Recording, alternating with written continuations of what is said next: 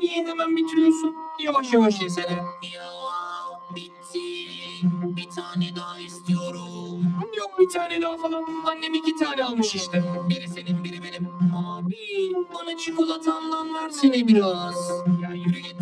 Vermiyorum. Böyle mi? Evet. Bunu sen istedin.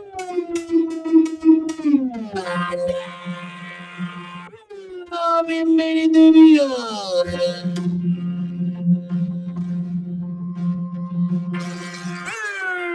Oğlum niye hemen bitiriyorsun? Yavaş yavaş yesene. Ya bitti. Bir tane daha istiyorum. Yok bir tane daha falan. Annem 2 tane almış işte. Biri senin biri benim. Abi bana çikolatandan versene biraz. Ya yürü git. Vermiyorum. Böyle mi? Evet. Bunu sen istedin.